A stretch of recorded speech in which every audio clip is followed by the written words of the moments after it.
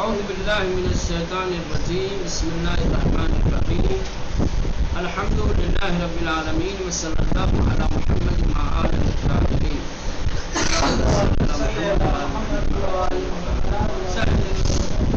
قرأتوں میں اختلاف کی وجہ سے کچھ لوگوں کو فکر ہوئی کہ قرأتوں کو کیا کیا جائے، محدود کیا جائے تاکہ اختلافات کم ہوں۔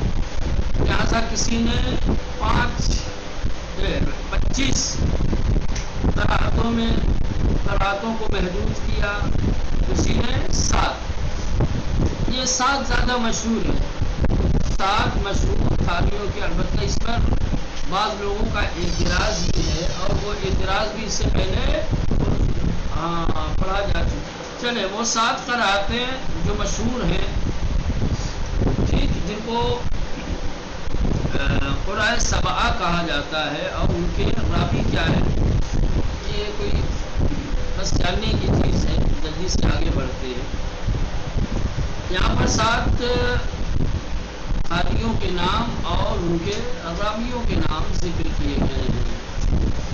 قرآن سبعہ میں پہلے قاری ہے ابن عامر، قاری شام عبداللہ ابن عامر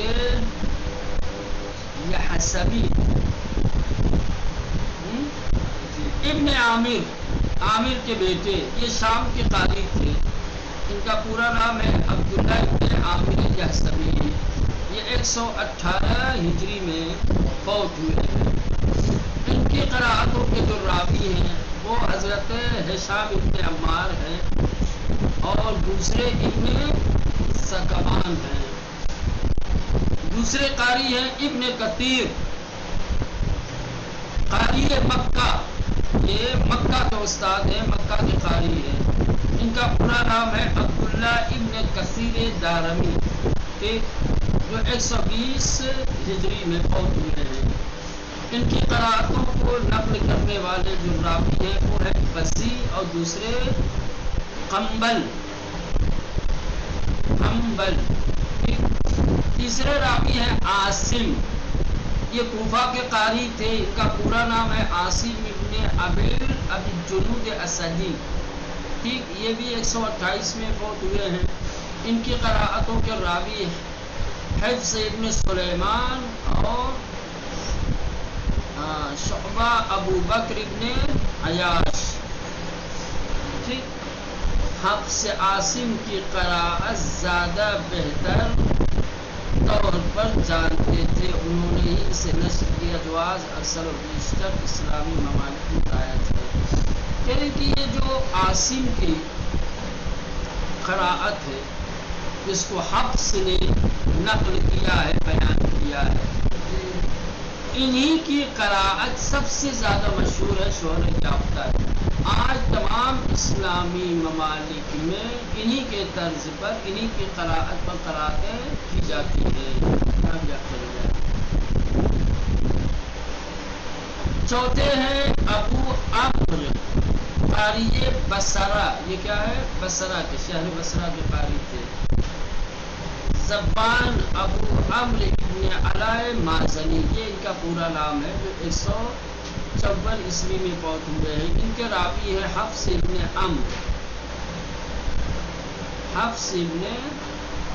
عمرو ہے، اور دوسرے جو ہے سوسی صالح ابن زیاد۔ 5ویں ہیں حمزہ، یہ کوفہ کے قاری تھے، ان کا پورا نام ہے حمزہ ابن حبیب زیاد۔ ان کی قرأت کے جو راوی ہے وہ خلف ابن حشام اور خلاد ابن خالد ہے۔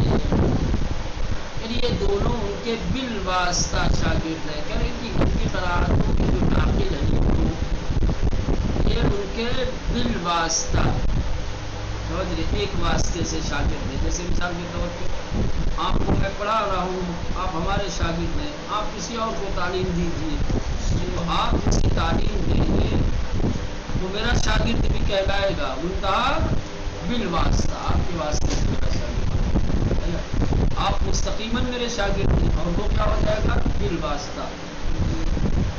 چلے بات صورت تو چھٹے قاری نافع، یہ مدینہ قاری تھے، ان کا پورا نام یہ ہے، ان کے راویوں کا یہ ہے. اس کے بعد 7ویں کسائی ہیں جو کوفہ کے قاری تھے، ان کا یہ نام. ان کے یہ کل 7 قاری کے نام یہاں پر سنے وفات کے ساتھ اور ان کے راویوں کے ساتھ یہاں پر 2 راویوں کے ساتھ درج کیا گیا ہے، لکھا گیا ہے. یاد کرنا ہو تو اس کو یاد کریں.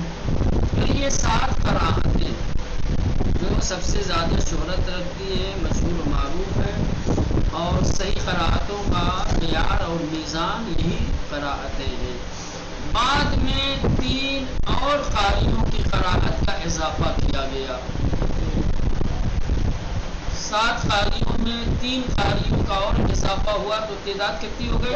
10 قاریوں کی ہو گئی. پھر 10 کے بعد 4 اور قاری کہ جو مشہور قراءت کے خلاف قراءت کرتے تھے، جن کی قراءت مشہور قراءت کے مخالف تھی لیکن عوامی سطح پر مقبول تھے. جن کی قراءت مشہور قراءتوں کے خلاف تھی لیکن اس کے باوجود لوگوں میں مقبول تھے، لوگ ان کی قراءتوں کو پسند کرتے تھے، ان کو بھی یہ 10 میں شامل کر لیا گیا. تو پھر کتنی ہو گئی؟ 7 میں پہلے 3 کا اضافہ کیا گیا. پھر 4 اور ایسے لوگ کہ جن کی قراءتیں مشہور قراءتوں کے خلاف تھی لیکن عوام الناس میں، سماج میں ان کی مقبولیت زیادہ تھی، مقبولیت کی وجہ سے انہیں بھی بڑھا دیا گیا. اس طریقے سے قاریوں کی تعداد 14 ہو گئی. پھر ان سب کے نام اور سوال حیات کے لیے علوم قرآن یہ مطالعہ کیا جا سکتا ہے. وہاں پہ سب کا بیان کیا گیا ہے کہ یہ 14 قاری کون کون ہیں. ٹھیک، یہاں تو ساتھی کا ذکر کیا ہے نا. باقی علوم قرآن صفحہ نمبر 190 سے 99 اور التمہید جلد نمبر 2 صفحہ نمبر 236 سے لے کے 231 تک مطالعہ کریں تو وہاں ساری باتیں مل جائیں. ابن عامر اور ابی عمرو کے علاوہ قرائے 7 میں اور سب قاری ایرانی الاصل ہیں. کہ یہ جتنے مشہور قاری ہیں، یہ مشہور قاری جو 7 ہیں انہیں کو قرائے 7 کہا جاتا ہے. ان میں 2 قاریوں کے علاوہ باقی سب کے سب ایرانی الاصل ہیں، سب ایرانی تھے. ابن عامر اور ابو عمرو ان دونوں کے علاوہ باقی سب ایرانی الاصل تھے. ابن عامر مجہول النسب ہے. ابن عامر اس کا نسب مجہول ہے، پتہ ہی نہیں ہے کس خاندان سے، کہاں کا. اور ابو عمرو کا تعلق قبیلہ مازن یعنی تمیم سے ہے، لیکن قاضی اسد یزیدی کے بقول وہ ایران کے شہر شیراز کے کازرون نامی دیہات کے باشندے تھے. ابو عمرو کے سلسلے میں بھی اختلاف ہے. 7 قاریوں میں سے 2 قاری، پہلا 5 قاری تو ایرانی الاصل تھے. 2 قاری میں سے ایک قاری کیا ہے؟ عامر، یہ تو مجہول النسب ہو گئے. ایک ابو عمرو بچے. تو ابو عمرو کے بارے میں بھی اختلاف ہے. کسی نے کہا ہے کہ جن کا تعلق قبیلہ بنی تمیم سے تھا. بعض کا کہنا ہے کہ نہیں، ایران کے شہر کازرون کے رہنے والے تھے. عاصم، ابو عمرو، حمزہ اور کسائی صریحاً اپنے شیعہ ہونے کا اعلان کرتے تھے. بڑی بات ہے. یعنی کہ یہ جو 4 ہیں، ابو عاصم، ابو عمرو، حمزہ، کسائی، صریحاً واضح طور پر اپنے شیعہ ہونے کا اعلان کرتے تھے. کہتے تھے شیعہ ہے. ابن کثیر اور نافع بھی ایرانی ہونے کے سبب احتمالاً شیعہ ہی تھے، لیکن ابن عامر بنی امیہ کا پرورده لاابالی اور ناکارہ تھا. یہ ایک ابن عامر ہے جس کے بارے میں، لیکن بہت صورت تعجب ہے مجھے کہ دنیا کی مشہور قراءتوں میں 7 قراءتیں مشہور ہیں قرائے 7 کے نام سے. اس میں سے 4 صریحاً اپنے شیعہ ہونے کا اعلان. ایک بنو امیہ کے ہاتھوں کا پرورش یافتہ اور پروان چڑھا ہوا تھا، اور تھوڑا لاپرواہ قسم کا آدمی تھا، اس کو چھوڑ دیں. ایک اور نافع، اس کے بھی کہتے ہیں کہ یہ بھی ایرانی تھا، یہ بھی اعتباراً شیعی. بہر صورت اگر 2 کو نکال بھی دیا جائے، ہاں، تو 5. کہنے کا مطلب یہ ہے کہ دنیا کی مشہور قراءتوں میں سے جو 7 ہیں، اس میں سے 5 شیعہ،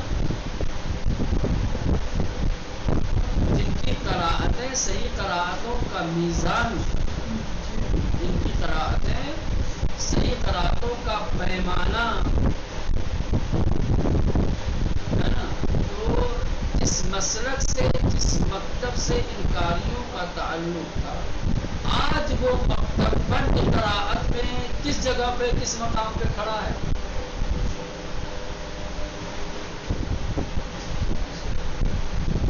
مشہور ہے کہ میں ان کے یہاں حافظ اور قاری ہوتے ہی نہیں ہے نا. کہتے شیعوں میں حافظ اور قاری نہیں، اور 40 ہوتے ہی نہیں. ہوتے کیوں؟ اگر یہ 5 لوگ 4 لوگ واقعی شیعہ تھے اور قراءتوں میں شیعوں کا یہ مقام ہے، ہم نے اس مقام کی حفاظت کیوں نہیں کی، کیوں نہیں بچا کر رکھا؟ آج جو مقام ہمارا تھا وہ مقام کسی اور کو حاصل ہے، ہم اس مقام سے دور ہو گئے. لیکن ہر صورت یہ کام ہو رہا ہے ایران وغیرہ میں جو ہے